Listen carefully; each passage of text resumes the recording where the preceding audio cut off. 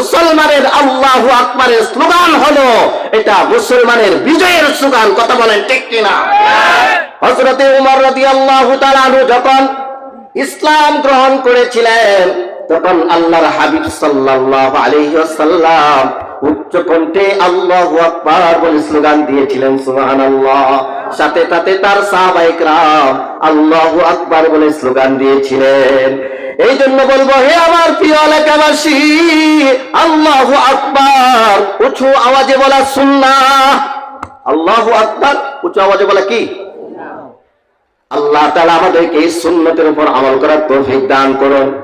আমিন। ওয়াত্তাখাযাল্লাহু ইব্রাহিমা খলিলা। আল্লাহু আকবার বলে, আর আওয়াজ করে বলুন আল্লাহু আকবার। এই আল্লাহু আকবারের স্লোগান নাস্তিকরা শুনতে পারে না। কথা বলেন ঠিক কিনা? আল্লাহু আকবারের স্লোগান চললে এদের গায়ে আগুন ধরে যায়। কথা বলেন ঠিক কিনা? বলতেছিলাম হযরত ইব্রাহিম আলাইহিস সালাতু ওয়াস সালামের ব্যাপারে আল্লাহ কোরআনে বলেছেন, আমার খলিল আমার ইব্রাহিমকে আমার বন্ধু হিসেবে গ্রহণ করে নিয়েছে। সুবহানাল্লাহ। যে ইব্রাহিম আলাইহিস সালাতু ওয়াস সালাম কে আল্লাহ তাআলা এত কঠিন কঠিন ঈমানী পরীক্ষা নিয়েছেন, সমস্ত পরীক্ষায় নবী ইব্রাহিম আল্লাহর খলিল বন্ধু পাশ করেছিলেন। সুবহানাল্লাহ। মান রব্বুল আলামিন কত চমৎকার করে বলে, সব আয়াত তেলাওয়াত করা তো সম্ভব নয়, কিছু আয়াত তেলাওয়াত করে যায়। মহান রব্বুল আলামিন বলেন, وَإِذِ ابْتَلَى إِبْرَاهِيمَ رَبُّهُ بِكَلِمَاتٍ فَأَتَمَّهُنَّ। আল্লাহু আকবার বলেন। মহান রব্বুল আলামিন বলেন, আমার ইব্রাহিমকে আমার খলিল আমার ইব্রাহিমকে আমি আল্লাহ কতগুলো পরীক্ষা নিয়েছিলাম, সমস্ত পরীক্ষায় নবী ইব্রাহিম ঈমানের ক্ষেত্রে পাশ করেছিলেন। সুবহানাল্লাহ। নবী ইব্রাহিম আলাইহিস সালাতু ওয়াস সালামকে আল্লাহ বলে, তার সন্তানকে যখন আমি আল্লাহ আমার জন্য আমার সন্তুষ্টির জন্য কুরবানি করার জন্য আমি বলেছিলাম, তখন আমি কত চমৎকার করে ডাক দিয়েছিলাম। সুবহানাল্লাহ। وَنَادَيْنَاهُ أَن يَا إِبْرَاهِيمُ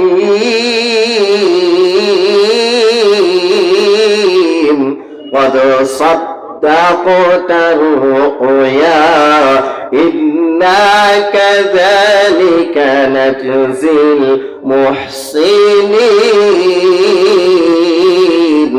وَفَدَيْنَاهُ بِذِبْحٍ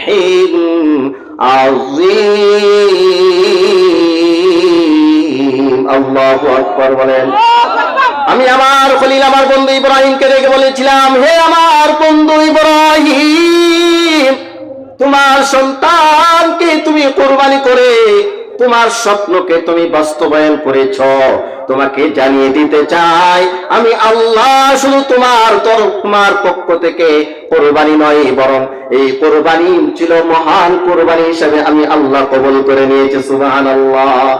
যে ইব্রাহিম আলাইহিস সালাতু ওয়াস সালাম আগুনে ঝাঁপ দিয়েছিলেন আল্লাহকে পাওয়ার জন্য। কথা বলেন ঠিক কিনা? মহান রব্বুল আলামিন বলেন, قُلْ لَا يَا نَارُ كُونِي بَرْدًا وَسَلَامًا عَلَى إِبْرَاهِيمَ। আল্লাহু আকবার বলেন।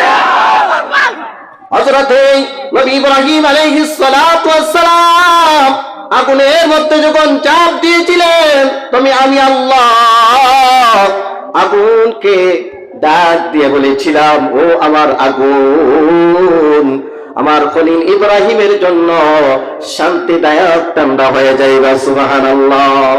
বেশি গরম হইতে পারবা না, আমার বেশি ঠান্ডাও হইতে পারবা না। বেশি যদি গরম হয়ে যাও আমার খলিল আমার বন্ধু ইব্রাহিম পড়ে যাবে। কথা বলেন ঠিক কিনা? বেশি গরম হইলে ইব্রাহিম পড়ে যাবে, আবার বেশি ঠান্ডা হইলেও সর্দি লেগে যাবে। এই জন্য আল্লাহ কোরআনে বলেছেন বারুদাও ওয়া সালামা, আমার খলিল আমার বন্ধু ইব্রাহিমের জন্য শান্তিদায়ক ঠান্ডা হয়ে যাবে। সুবহানাল্লাহ। এ আমার প্রিয় এলাকাবাসী, তাফসীরের কিতাবে লিখেছেন নবী ইব্রাহিম আল্লাহর খলিল আল্লাহর বন্ধু ইব্রাহিম যখন আগুনের মধ্যে চাপ দিয়েছিলেন, তখন আগুনটা আল্লাহ তাআলা ফুলের বাগান বানিয়ে দিয়েছিলেন। সুবহানাল্লাহ।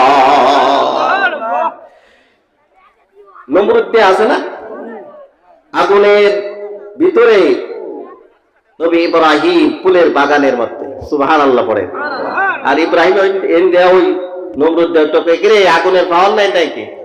কিরে তুই তো ইব্রাহিমের পুরো সুরস না, এতদিন এত মাসের মাস জ্বালাইলাম, এত কাঠ সংগ্রহ করলাম, পুরস না কেন? পুরস না কেন? আচ্ছা কোন আগুন বানাইছে কেনা? কার কথা শুনবে বলেন?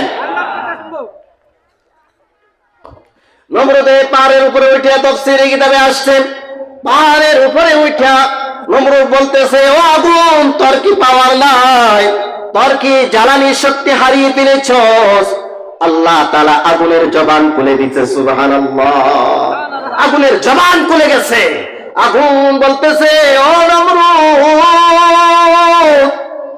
আমার আগুনের জ্বালানি শক্তি হারিয়ে ফেলি নাই, তুই আয়া দেখ তোরে সহ তোর 14 গোষ্ঠী সহ পরে সারকার করে দিব, চালিয়ে শেষ করে দিব, কিন্তু আল্লাহর খলিল ইব্রাহিমের একটি পশম জ্বালাবার শক্তি আমার আগুনের নাই। আল্লাহু আকবার বলেন, আর চিৎকার করুন আল্লাহু আকবার।